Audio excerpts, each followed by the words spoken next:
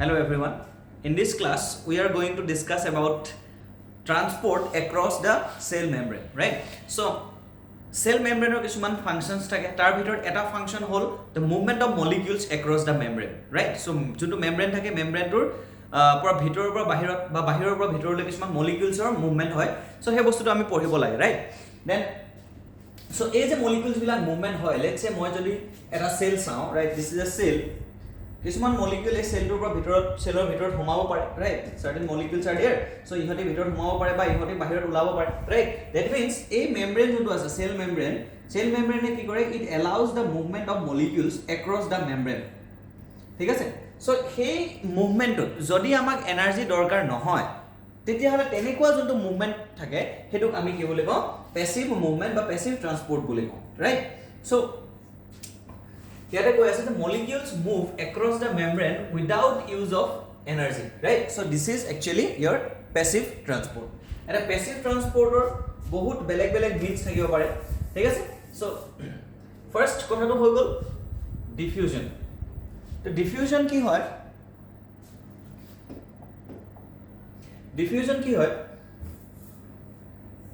jodi molecules bila higher concentration ইয়াতে দেখিছা তুমি molecules বিলাক কিছুমান higher concentration আছে ইয়াত বেছিকে আছে molecule বিলাক পৰা lower concentration ইয়াতে low concentration so যেতিয়া molecule বিলাক higher concentration বা lower concentration লৈ মুভ কৰে ৰাইট so তেতিয়া হেতুক আমি কি বুলি কওঁ হে প্ৰসেছটোক আমি ডিফিউজন বুলি কওঁ তাৰ মানে যিকোনো পাৰ্টিকলছ বা আয়নছ molecules atoms ঠিক আছে সাবস্টেন্স বিলাকৰ এটা হদায় টেন্ডেন্সি থাকে যে ইহতি নিজৰ হায়াৰ কনসেন্ট্ৰেচনৰ পৰা হদায় লোৱাৰ কনসেন্ট্ৰেচনত মুভ কৰিব বিচাৰে ৰাইট হায়াৰ কনসেন্ট্ৰেচনৰ লোৱাৰ কনসেন্ট্ৰেচন যাব বিচাৰে সো হে তেনেকুৱা মুভমেন্টটো আৰু ইয়াতে কোনো ধৰণৰ এনাৰ্জি দৰকাৰ নহয় ঠিক আছে সো নো এনাৰ্জি ৰাইট তো নো এনাৰ্জি ইজ নিডেড তো হেতু কাৰণে এই প্ৰসেছটোক আমি ডিফিউজন বুলি কওঁ বা সিম্পল ডিফিউজন বুলি আমি কওঁ right this is called simple diffusion so simple diffusion is a type of passive transport next osmosis so osmosis is nothing but it is a kind of diffusion right osmosis diffusion or eta mane type hoy right kintu osmosis er dhornato ki hoy movement of water molecule right jikono solvent molecule ba water molecule or ami jeta kotha patu jetia water molecule move kore right from higher concentration to lower concentration across a selectively permeable membrane so hetuk ami ki boli kau osmosis বুলি কওঁ right তো যদি মই ইয়াত draw কৰিব চেষ্টা কৰো so ইয়াতে আছে সো এটো হৈ গলে আমাৰ সেমি পাৰমিয়েবল মেমব্ৰেন ৰাইট তো সেমি পাৰমিয়েবল মেমব্ৰেন ইয়াত এইবলা হৈ গল water molecules right so water molecules higher concentration বা লোৱাৰ কনসেন্ট্ৰেচনলৈ মুভ কৰিব আৰু এইটো হৈ গল আমাৰ মাজত semi permeable membrane right so this part is semi permeable membrane so across semi permeable membrane যেতিয়া water molecule বা other solvent molecules যেতিয়া move কৰিব so this is called osmosis and this is a type of diffusion right passive transport jo amar energy na lage okay next facilitated diffusion so facilitated diffusion means kisuman molecule thake since we know that lipidor jonto bilayer thake lipidor bilayer thake etu এটা যদি তোমালকে মন কৰা so এটো হৈ গল লিপিডৰ এবলা হৈ গল head ঠিক আছে এটো হেড এটো টেইল তাৰ মানে ইয়াতে দুটা লেয়াৰ আছে আমি অলৰেডি জানো সো লিপিডৰ এই বাইলেয়াৰৰ মাজেদি ঠিক আছে কিছুমান molecules right so this R molecules polar molecules so এই মলিকিউলস বিলাক কি হয় ভিতৰলৈ আহিব নোৱাৰে ঠিক আছে কাৰণ পোলাৰ মলিকিউলস বিলাকে এই যোনটো এই পাৰ্টটো হৈ গল আমাৰ নন পোলাৰ এই নন পোলাৰ পাৰ্টটো পাৰ হৈ পেলাই ভিতৰলৈ আহিব নোৱাৰে আৰু এজ এ ৰিজাল্ট কি হয় এই মলিকিউলস বিলাকৰ মুভমেন্টটো যদি সেলৰ ভিতৰত এহেতি আহিব লগা হয় বা ভিতৰৰ পৰা বাহিৰত যাব লগা হয় তেতিয়াহলে ইহঁতৰ মুভমেন্টটো আমি কি কৰিব লাগে ফেসিলিটেট কৰি দিব লাগে সো দ্যাট ই বাহিৰৰ পৰা ভিতৰলৈ বা ভিতৰৰ পৰা বাহিৰলৈ যাব পাৰে ৰাইট সো হায়াৰ কনসেন্ট্ৰেচন টু লোৱাৰ কনসেন্ট্ৰেচন যাব পাৰে সো এটা কথাটো হৈ গল কি তাৰ কাৰণে আমাৰ ওচৰত কিছুমান স্পেসিফিক প্ৰটিন আছে যাক আমি কি বুলি কওঁ ইন্ট্ৰিনসিক বা ইন্টিগ্ৰেল প্ৰটিন বা আমি কেৰিয়াৰ প্ৰটিন বুলি কওঁ right so this are also called carrier molecule or carrier proteins so হে তেনেকুৱা যোনবোৰ ডিফিউজন থাকে সো হেতুক আমি কি বুলি কওঁ basically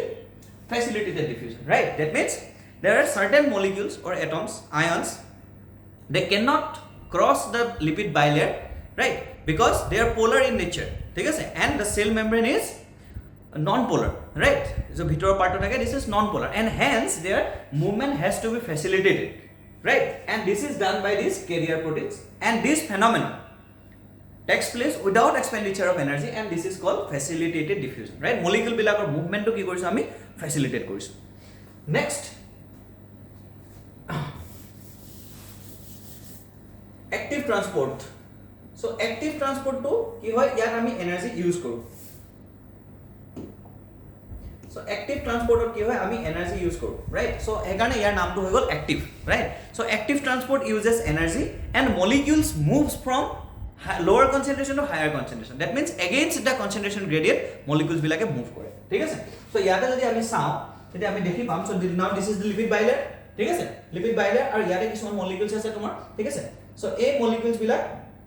dekhisa higher concentration of fale move korise aru yate ami ki korisu ATP energy kharos korisu, right? So etu hoy gol ATP energy expenditure kori belai ami molecule bilak against the concentration gradient jeti ami tarok transfer koru against the concentration gradient, so lower to higher, this is called active transport. Ta mane active transport ami energy use kori belai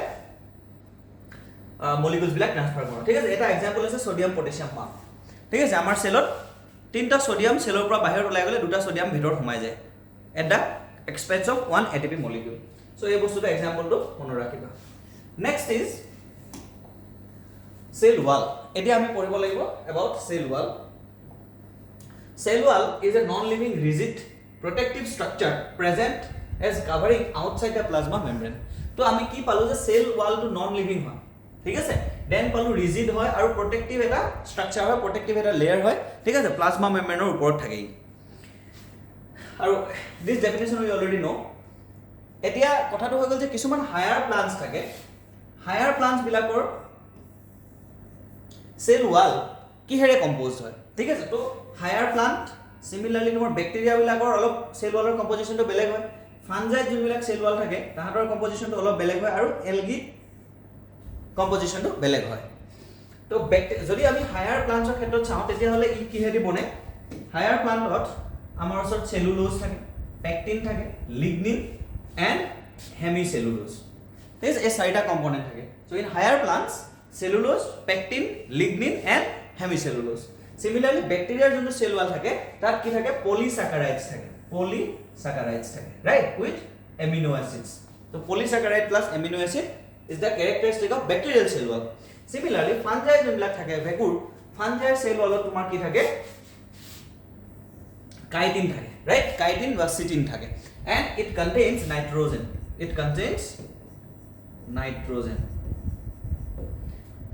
Next, algae have cell wall made up of cellulose, galactans, mannans and calcium carbonate, thik ase? So algae ki thake cellulose, galactan, mannans aru calcium carbonate, thik ase? To algae mane hoy gol halide. So ekita bostu asile cell wall composition of different groups of organisms. Next,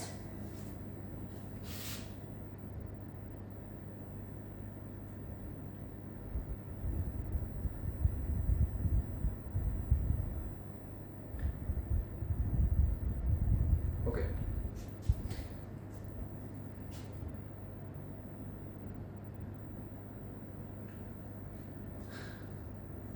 এতিয়া যদি আমি চাও সেলৰ গুটি স্ট্রাকচারটো যদি আমি চাও তেতিয়া আমি দেখি পাম যে এটা যদি আমি প্লান্ট সেল লও, let's say this is the plant cell, ইয়াত আৰু এটা প্লান্ট সেল আমি ললো, ঠিক আছে? সো এটা কথাটো হল কি এই প্লান্ট সেলৰ ভিতৰত দেখিছা এই যোনটো লেয়াৰ আছে, লেটস সে ওপৰ ফালে মই আৰু এটা প্লান্ট সেল আকি ললো, this is another one, here this is another one. কথাটো হল এই যোনবিলাক মাঝে মাঝে যোনবিলাক তোমাৰ লেয়াৰস আছে দেখি পাইছা, এই লেয়াৰটো সিমিলাৰলি এই লেয়াৰটো এইবিলাক হৈ গল একচুয়ালি মিডল, এই লেয়াৰটো আমি একচুয়ালি মিডল লেভেলাৰ বুলি কওঁ। সো বেসিক্যালি মিডল লেভেলাৰ কাম কি হয় যে it holds the neighbouring cells, right? So এই যোনটো মিডল লেভেলাৰ লেয়াৰটো থাকে, one second. So it holds the neighboring cells, right? যোনবিলাক তাৰ ওচৰৰ সেল বিলাক আছে এই মিডল লেমেলাৰ লেয়াৰটোৱে ধৰি থাকে আৰু মিডল লেমেলাৰ লেয়াৰটো is composed of calcium pectate similarly next তুমি যদি চোৱা নেক্সট ইয়াৰ ভিতৰতে কি আহি যায় আমাৰ প্ৰাইমেৰী সেল ওয়ালটো থাকে ঠিক আছে যেতিয়া সেলটো ডিভিজন হয় সেলৰ ডিভিজন হয় তো ডিভিজন হওঁতে তোমাৰ প্ৰথমতে প্ৰাইমেৰী সেল ওয়ালটো বনে আৰু primary cell wall is living ঠিক আছে তো primary cell wall is living আৰু তাৰ ভিতৰত তোমাৰ জাস্ট ইয়াতে প্ৰাইমেৰী সেল ওয়ালটো বনিব নেক্সট লাহে লাহে প্ৰাইমেৰী সেল ওয়ালটো মেচিউৰ হৈ গৈ থাকিব আৰু এজ এ ৰিজাল্ট তোমাৰ ওচৰত ইয়াতে সেকেন্ডাৰী সেল ওয়াল বনিব ঠিক আছে আৰু ফাইনালি সেকেন্ডাৰী সেল ওয়ালে কি কৰিব প্ৰাইমেৰী সেল ওয়ালটোক ৰিপ্লেস কৰি দিব সো ইয়াতে তোমাৰ ওচৰত নেক্সট সেকেন্ডাৰী সেল ওয়াল বনিলে ঠিক আছে সো এতিয়া আমি মাজৰ যে যোনটো ৰেড কালাৰৰ লেয়াৰটো দেখিছো this layer is actually middle lamella যোনটো ব্ল্যাক কালাৰৰ লেয়াৰটো দেখিছো এটো আছিল আমাৰ প্ৰাইমেৰী সেল ওয়াল যোনটো ব্লু কালাৰৰ লেয়াৰ দেখিছো এটো হৈ গল আমাৰ সেকেন্ডাৰী সেল ওয়াল ধৰিব পাৰিছা তো তেনেকৈ আমাৰ ওচৰত তিনটা লেয়াৰ থাকে সো আমি যদি অৰিজিনাল পিকচাৰটো আমি চাওঁ তেতিয়া হলে এনেকুৱা দেখিব এটো চোৱা তো ইয়াতে তুমি কি দেখিছা এই যোনটো পাৰ্ট আছে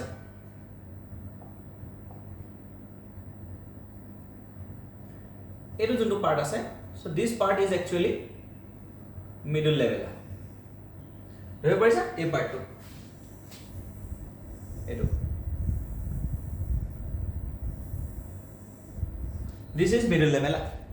right so middle lamella তলতে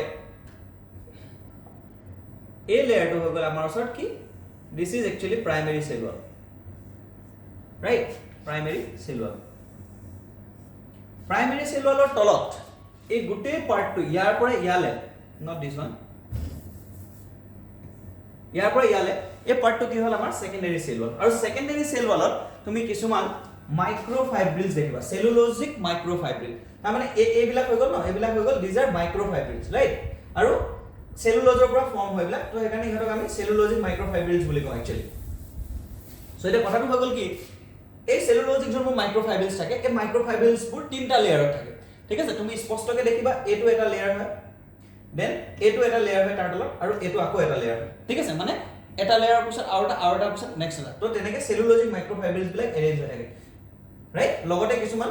সেল ওয়ালত সেকেন্ডাৰী সেল ওয়ালটো ঠিক হয় হাৰ্ড হয় ডেড হয় ঠিক আছে সো হেকাৰণে ইয়াত কিছুমান সেলুলোজ হেমি সেলুলোজৰ ডেপোজিশন হয় ঠিক আছে সিমিলাৰলি লিগনিনৰ ডেপোজিশন হয় এইবিলাক লিগনিন ঠিক আছে সুবেৰিন তেনেকুৱা বস্তু কিছুমানৰ সাবস্টেন্স কিছুমান ডেপোজিশন হয় আৰু জাস্ট এই যোনটো সেকেন্ডাৰী সেল ওয়াল লাগে তাৰ তলতে এটো প্লাজমা মেমব্ৰেন ঠিক আছে তো এইকেটা হৈ গল কি এটো হৈ গল আমাৰ হেড পাৰ্টটো আৰু তাৰ তলত যোনটো আছে এটো হৈ গল টেইল পাৰ্টটো then again head and tail ঠিক আছে তো এটো বাইলেয়াৰ লিপিডৰ bilayer and this part is plasma membrane so এটো হৈ গল basic structure of cell membrane sorry cell wall দেই তো ইয়াত আমাৰ হেতু কথাই আমি লিখা আছে মিডল লেভেলে কি হয় it holds the neighbouring cells together neighbouring cells বিলাক কোনে ধৰি থাকে মিডল লেভেলে ধৰি থাকে দেন ইয়াৰে তোমাৰ কি থাকে ক্যালসিয়াম পেকটেট থাকে কেতিয়াবা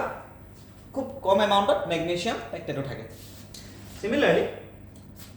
primary cell wall just below the middle lamella is the primary cell wall আৰু সেল ডিভিজনৰ টাইমত ফৰ্মেশন হয় সো আই ইনিশিয়ালি প্ৰথমে প্ৰাইমেৰী সেল ওয়াল ফৰ্মেশন হয় আৰু তাৰপিছত সেকেন্ডাৰী সেল ওয়াল ফৰ্মেশন হয় দেন এটো কম্পাৰেটিভলি থিন হয় পাৰমিয়েবল হয় আৰু allow to grow the allow young cells to grow so basically কি হয় এটো থিন হয় ৰাইট পাতল হয় লিভিং হয় বস্তুটো সেল ওয়ালটো এন্ড পাৰমিয়েবল আৰু ইয়াৰ কাৰণে কি হয় বেসিক্যালি ইয়াং সেলস বিলাক গ্ৰো হয় দেন তাতে কি থাকে সেলুলোজ থাকে অলৰেডি আমি চালো মাইক্ৰোফাইব্ৰিলছ কিছুমান থাকে সেলুলোজৰ हाँ and matrix में possess pectin hemicellulose and polysaccharides as well আৰু মেৰিস্টেমেটিক সেল যোনবিলাক থাকে প্লান্টৰ যোনবিলাক সেল ডিভিজন কৰিব পাৰে ৰাইট বা পেৰেনকাইমা সেল থাকে যোনবিলাক লিভিং সেল প্লান্টৰ সো তাত কি থাকে তোমাৰ এই প্ৰাইমেৰী সেল ওয়ালটো থাকে next it builds up by addition of extracellulose layer on the inside surface of the primary cell wall হেতু হৈ গল সেকেন্ডাৰী সেল ওয়ালৰ কথা তো সেকেন্ডাৰী সেল ওয়ালৰ ঘটনাটো কি হয় যে प्राइमरी सेल वाলৰ তলত কিছুমান এডিশন অফ তোমাৰ লেয়াৰস হয় যোনবিলাক কি হয় সেলুলোজৰ এডিশনাল লেয়াৰ কিছুমান থাকে ৰাইট সো সেকেন্ডাৰী সেল ওয়ালত তোমাৰ কি হ'ব এক্সট্ৰা কিছুমান সেলুলোজিক লেয়াৰ থাকে তাতে আৰু সেইবিলাক মানে তোমাৰ কি হয় পাছত গৈ পেলাই সেই গোটেইখিনি লগ খাই পেলাই সেকেন্ডাৰী সেল ওয়ালটো ফৰ্মেশন কৰে then it consists of at least 3 layers of microfibrils তো আমি অলৰেডি চালো পিকচাৰ ঠিক আছে তো তিনটা লেয়াৰ অফ মাইক্ৰোফাইব্ৰিলছ থাকে ইয়াত যদি আমি আকৌ এবাৰ চাওঁ দেখি পাম এইটো এটা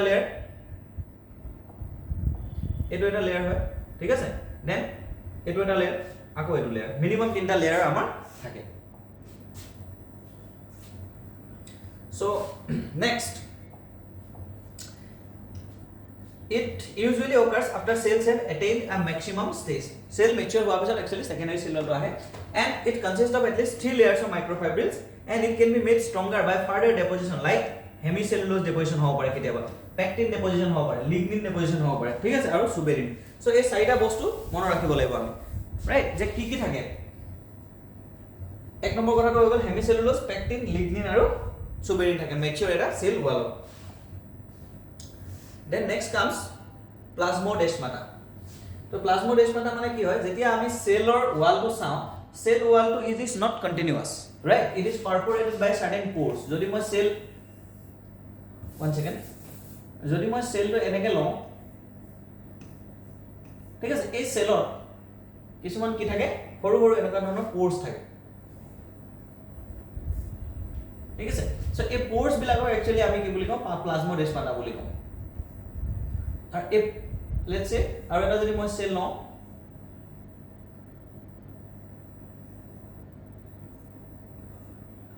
সো কানেকশন এটা থাকে ইটো সেলৰ পৰা হিটো সেলৰ মাজত এটা কানেকশন থাকে তো সেইবিলাক আমি প্লাজমোডেসমাটা বুলি কওঁ right so it is interrupted by cell wall is interrupted by minute pores called plasmodesmata the strands of cytoplasm passes through it and this allows the movement of substances between the adjacent cell দেখিছা এটো ইয়াত যদি cytoplasm আছে বুলি মই consider কৰো এটো ইয়ালৈকে কন্টিনিউ হৈ থাকে মানে এই বস্তুটো and these are living connections within the neighboring cells then এতিয়া আহি গ'ল আমাৰ ফাংশনস সেল ওয়ালৰ ফাংশন কি কি থাকে এটা তো আমি জানো যে মেকানিক্যাল স্ট্ৰেন প্ৰভাইড কৰে ঠিক আছে গোটেই প্লান্টটো মেকানিক্যাল স্ট্ৰেন প্ৰভাইড কৰে লগতে it also prevents infection second হৈ গ'ল যে it also helps in cell to cell interaction ঠিক আছে আমি দেখিছো প্লাজমোডেসমাটা কথাটো তো cell to cell interaction help কৰে then it provides barrier to undesirable macromolecules তো যিকোনো undesirable macromolecule আহি যাতে সেলৰ ভিতৰত সোমাব নোৱাৰে সো হেতু এটা মেইনটেইন কৰি ৰাখে ঠিক আছে সো প্লাজমোডেসমাটাৰ পৰতকে যদি বেছি ডাঙৰ কিবা মলিকুল আহে so it cannot enter into the cell next is it gives shape to the cell তো সেলৰ shape to কিহৰ কাৰণে আহে বেসিক্যালি এটো সেল ওয়ালটোৰ কাৰণে আহে হেতু আমি ক'ব পাৰো next being rigid and resistant to expansion it allows cell to build a strong target pressure which further helps to support the herbaceous plant তাৰ মানে কি কৈছে তোমাৰ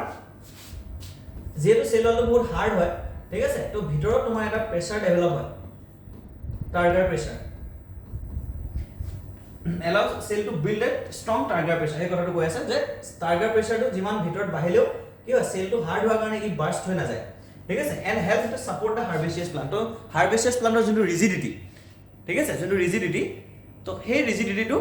এই তাৰ ভিতৰৰ target pressure টো পায় otherwise তাহাতৰ ওচৰত উড না থাকে সো উড না থাকিলে কি হ'লে প্লান্ট টো বহুত কোমল হ'ব ৰাইট সো হে কিন্তু তাৰ যোনটো rigidity টো আহে বেসিক্যালি এটো সেলৰ ভিতৰত থকা এই প্ৰেসাৰটোৰ কাৰণে হয় ভিতৰৰ ভিতৰৰ কম্পোনেন্ট বিলাকৰ পৰা প্ৰেসাৰ এটা জেনাৰেট হয় ওয়াটাৰ এন্ড অল ব্লক লাগি মিলে প্ৰেসাৰ জেনাৰেট কৰে হেতুক আমি টাৰ্গেট প্ৰেসাৰ বুলি কওঁ then sorry the orientation of the cellulosic microfibrils helps to control the cell growth and shape তো আমি অলৰেডি দেখিছিলো এতিয়া চালো যে cellulosic microfibril বিলাকৰ কেনে orientation সেই orientation টো বেসিক্যালি তোমাৰ কি কৰে সেল টো গ্ৰোথ হোৱাত বা সেলৰ শেপ টো ডিটাৰমাইন কৰাত হেল্প কৰে and it prevents the osmotic bursting of the cell ঠিক আছে তো সেল টো বার্স্ট হোৱাৰ পৰা ৰক্ষা কৰে ঠিক আছে so it prevents the bursting of the cell because এই তোমাৰ যোনটো মেমব্ৰেন কভাৰিং টো থাকে it is very hard right so the cell wall is very hard secondary cell wall যোনটো after যেটা সেল টো মেচিউৰ হৈ যায় তাৰ পিছত যোনটো বনে ঠিক আছে তো আজি ক্লাছত ইমানে আছে থ্যাংক ইউ